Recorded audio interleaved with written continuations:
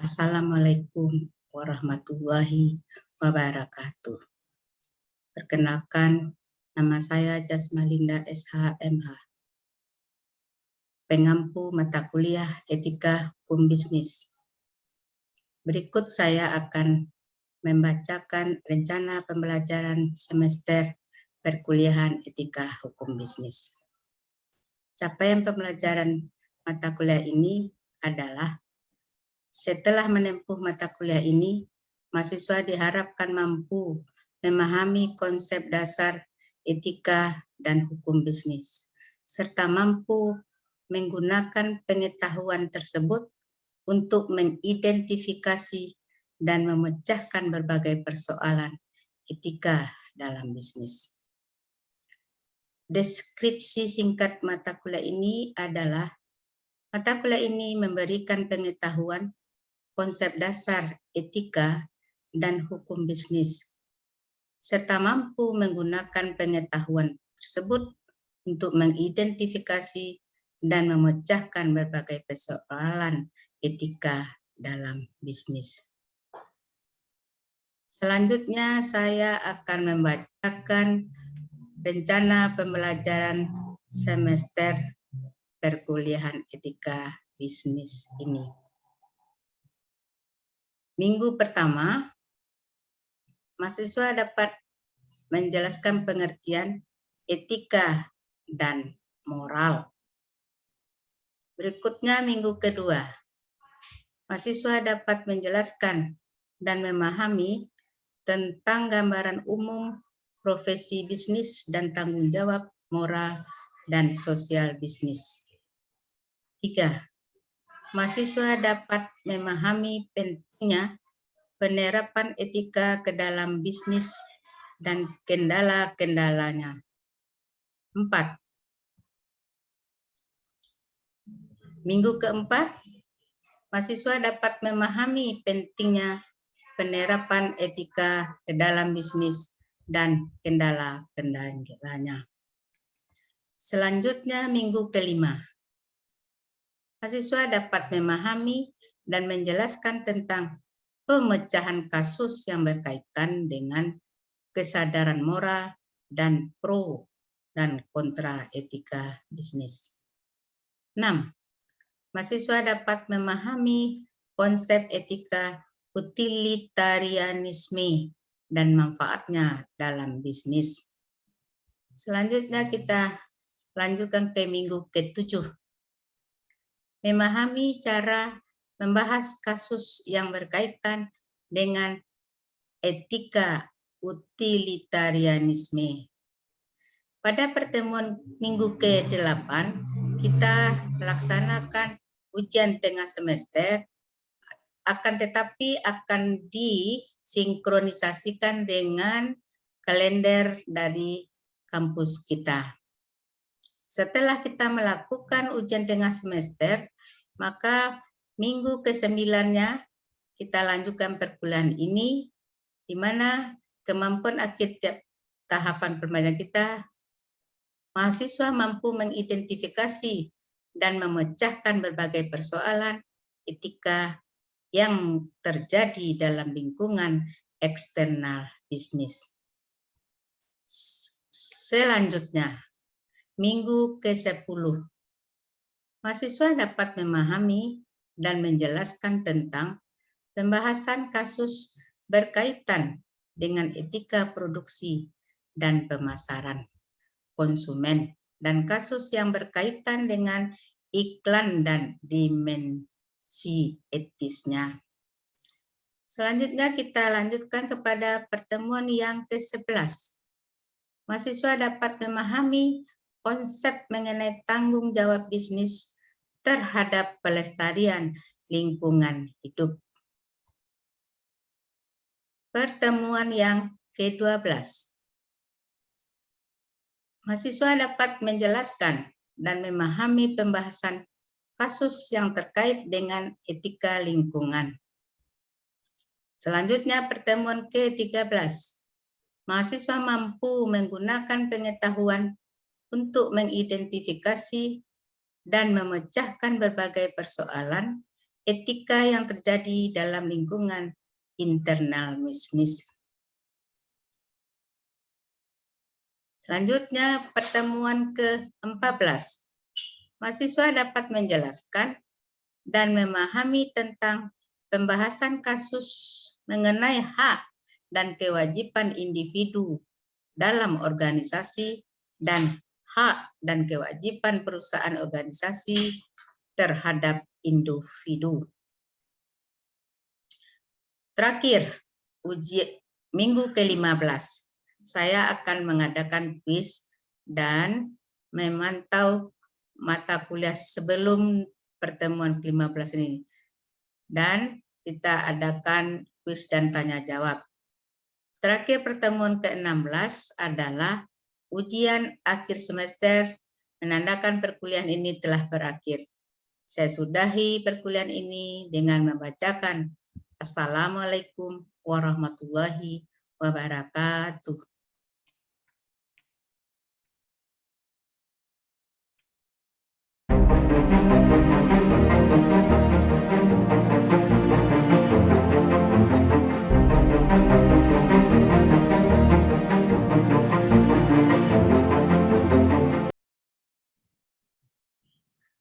Assalamualaikum warahmatullahi wabarakatuh. Sekarang kita masuk mata kuliah etika hukum bisnis.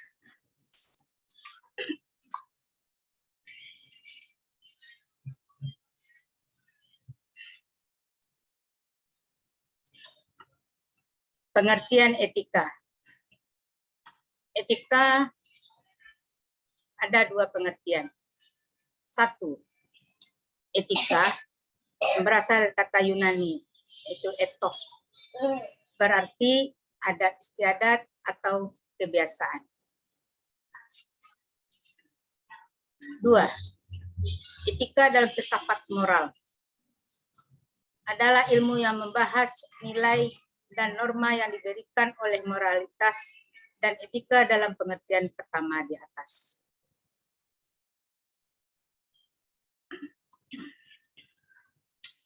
Etika sebagai ilmu menghimbau orang untuk memiliki moralitas Tuhan dan bukan moralitas hamba.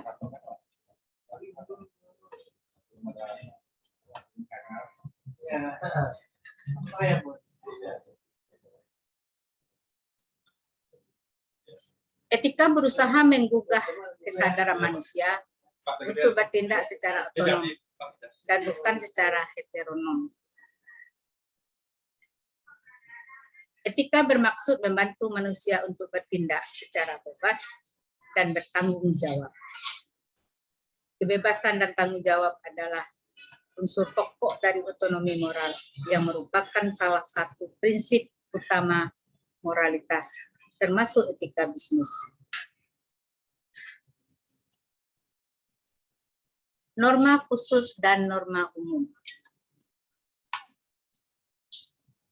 Norma khusus adalah aturan yang berlaku dalam bidang kegiatan khusus atau kehidupan khusus. Misalnya, aturan olahraga, aturan pendidikan, lebih khusus atau sebuah sekolah, aturan sekolah.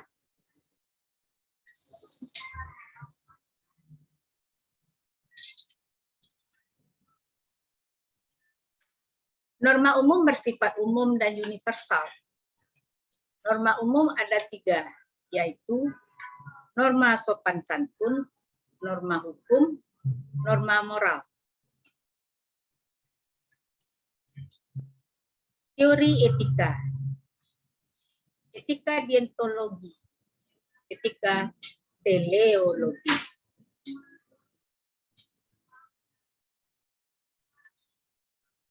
Etika deontologi berasal dari kata Yunani deon, artinya kewajiban. Penekanan pada kewajiban manusia untuk bertindak secara baik.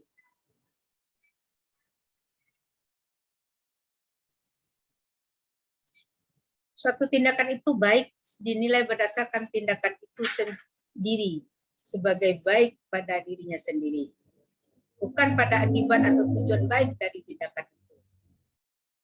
Tindakan itu bernilai moral karena tindakan itu dilaksanakan berdasarkan kewajiban yang memang harus dilaksanakan, terlepas dari tujuan atau akibat tindakan itu. Menekankan motivasi kemauan baik dari pelaku bisnis. 3 prinsip supaya tindakan itu mempunyai nilai moral. 1. Tindakan itu harus dijalankan berdasarkan kewajiban. 2. Tidak tergantung pada tercapainya tujuan dari tindakan itu, melainkan tergantung pada kemauan baik yang mendorong seseorang untuk melakukan tindakan itu. 3. Dilakukan berdasarkan sikap formal pada hukum moral universal. Etika teologi mengukur baik buruknya suatu tindakan berdasarkan tujuan yang hendak dicapai atau berdasarkan akibat yang ditimbulkan oleh tindakan tersebut.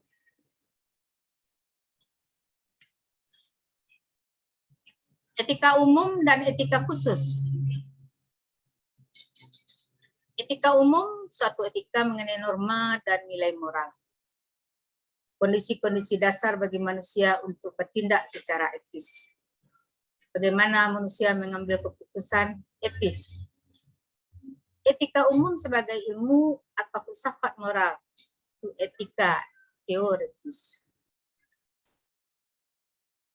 Etika khusus, penerapan prinsip-prinsip atau norma-norma moral dasar dalam kehidupan khusus. Dalam hal ini, etika khusus mengamati perilaku dan kehidupan manusia dalam bidang kehidupan dan kegiatan khusus tertentu. Etika khusus memberi aturan sebagai pedoman bagi setiap orang dalam kehidupan dan kegiatan khusus. Etika khusus dianggap sebagai etika terapan karena aturan normatif yang bersifat umum diterapkan secara khusus dalam kegiatan tertentu. Etika terapan atau etika bisnis. Etika bisnis merupakan salah satu bentuk dari etika terapan. Dalam etika bisnis diterapkan secara khusus prinsip-prinsip dan norma-norma moral di bidang bisnis. Beberapa prinsip etika bisnis. 1. Otonomi. 2. Kejujuran. 3. Keadilan. 4. Saling menguntungkan. 5. Integritas moral. Prinsip otonomi adalah sikap dan kemampuan manusia untuk mengambil keputusan dan bertindak berdasarkan kesadarannya sendiri. Prinsip kejujuran adalah kejujuran dalam memenuhi syarat-syarat perjanjian. Kejujuran dalam penawaran barang dan jasa dengan mutu dan harga yang sebanding. Dan kejujuran dalam hubungan kerja intern. Prinsip keadilan adalah memperlakukan setiap orang sesuai dengan haknya masing-masing, baik dalam relasi eksternal maupun internal perusahaan. Paham tradisional keadilan. 1. Keadilan negara. Menyangkut hubungan antara individu atau kelompok masyarakat dengan negara, yaitu hubungan vertikal. Dasar moral. 1. Semua orang mempunyai harkat dan martabat yang sama. 2. Semua warga negara mempunyai status dan kedudukan yang sama. Prinsip dasar atau konsekuensi legal dan moral. 1. Perlindungan hukum yang sama. 2. Tidak ada yang diperlakukan istimewa oleh hukum dan negara. 3. Produk hukum tidak boleh demi kepentingan orang atau kelompok tertentu. ketaatan yang sama dari semua warga. Keadilan legal dalam bisnis, negara bersikap netral dalam memperlakukan semua pelaku ekonomi. Dalam perusahaan, pimpinan perusahaan memperlakukan semua karyawan yang sama sesuai peraturan hukum yang berlaku. 2. Keadilan komutatif.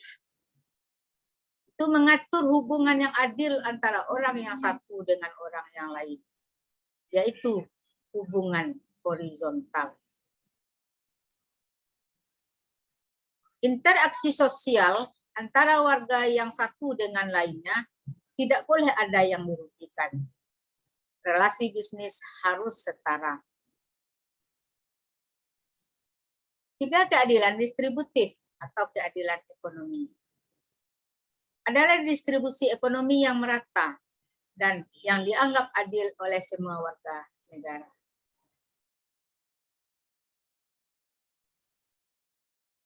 Keadilan distributif tidak mengakui prinsip yang sama rata dalam pembagian kekayaan ekonomi.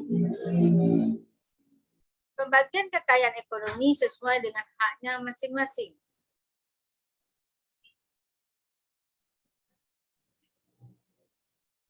Prinsip saling menguntungkan. Bisnis dijalankan sedemikian rupa agar semua pihak menikmati keuntungan.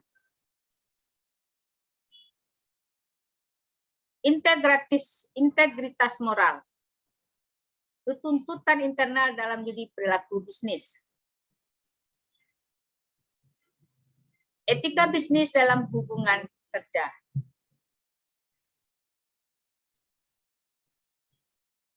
Hubungan kerja sebagai satu relasi internal dalam suatu perusahaan harus diberlakukan prinsip etika bisnis yang ketiga, yaitu prinsip keadilan. Adam Smith menganggap prinsip keadilan sebagai prinsip yang paling pokok. Prinsip paling pokok dari keadilan adalah prinsip no harm, tidak merugikan hak dan kepentingan orang lain. Prinsip no harm merupakan rumusan lain dari the golden rules, kaidah emas, yaitu perlakuan orang lain sebagaimana Anda ingin diperlakukan, dan jangan lakukan pada orang lain apa yang Anda sendiri tidak ingin diperlakukan. Perjanjian kerja. Pasal 114 Undang-Undang Nomor 13 Tahun 2003 definisinya adalah perjanjian kerja adalah perjanjian antara pekerja, strip buruh dengan pengusaha atau pemberi kerja yang memuat syarat-syarat kerja, hak dan kewajiban para pihak.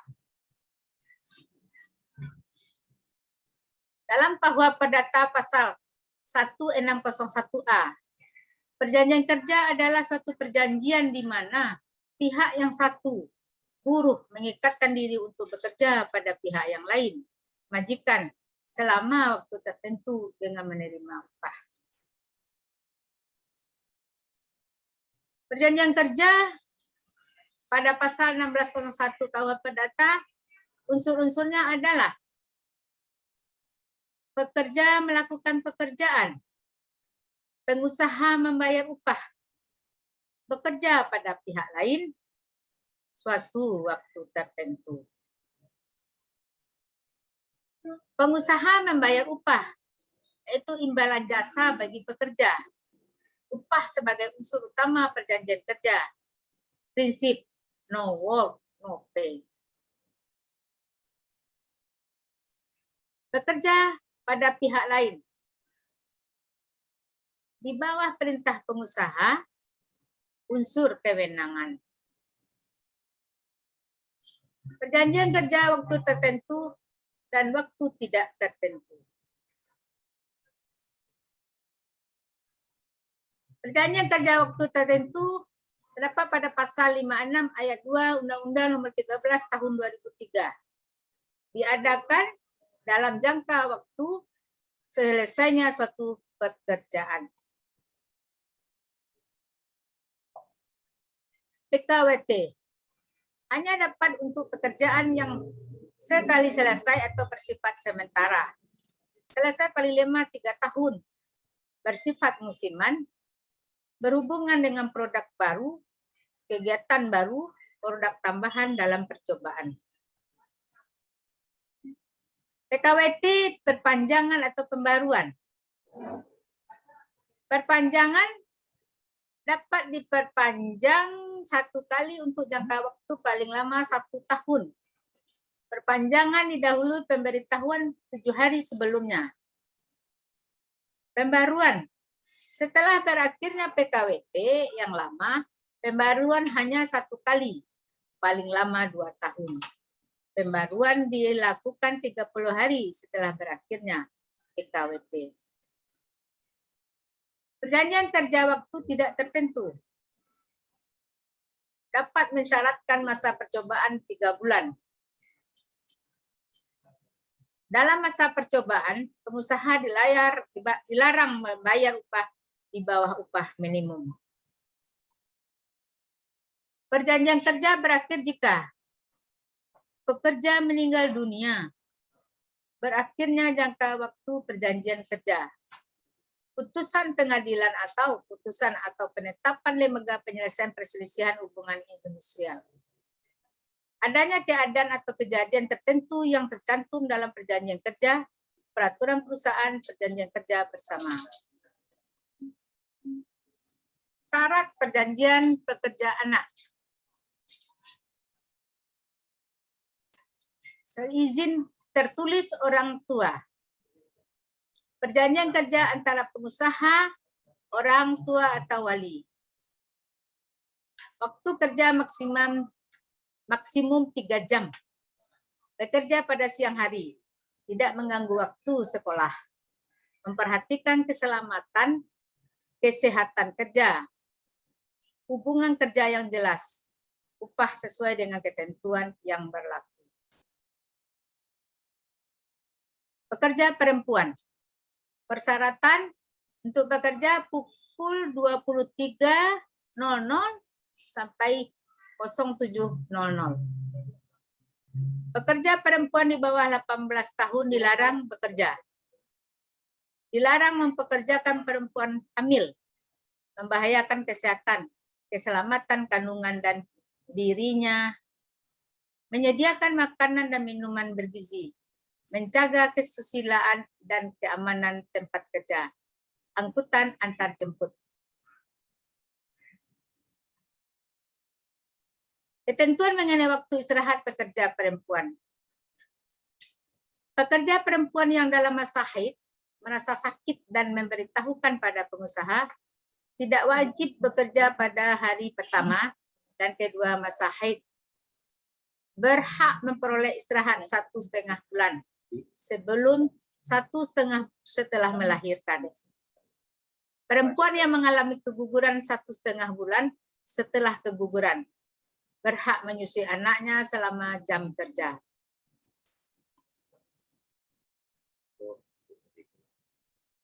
Outsourcing. Perjanjian pemborongan pekerjaan atau penyediaan jasa pekerjaan buruh.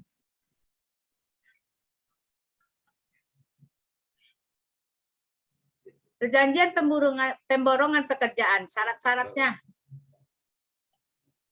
dilakukan secara terpisah dari kegiatan utama. Perintah langsung atau tidak langsung dari pemberi kerja. Merupakan kegiatan penunjang, tidak menghambat proses produksi secara langsung. Perjanjian pemborongan pekerjaan, syarat-syaratnya dilakukan secara terpisah dari kegiatan utama. Perintah langsung atau tidak langsung dari pemberi kerja. Merupakan kegiatan penunjang, tidak menghambat proses produksi secara langsung. Syarat-syarat lain. Perusahaan penerima pekerjaan harus membentuk badan hukum. Perlindungan kerja atau syarat-syarat kerja perusahaan penerima dan pemberi pekerjaan sekurang-kurangnya sama atau sesuai dengan peraturan perundang-undangan. hubungan kerja perusahaan penerima pekerjaan dengan pekerjaan dapat dalam bentuk PKWT atau PKWT. Jika tidak memenuhi ayat 2 dan 3 pasal 65 Undang-Undang Nomor 13 Tahun 2003, maka demi hukum status hubungan kerja dengan perusahaan penerima beralih ke perusahaan pemberi pekerjaan. Demikianlah perkuliahan etika hukum bisnis. Saya sudahi dengan Assalamualaikum warahmatullahi wabarakatuh.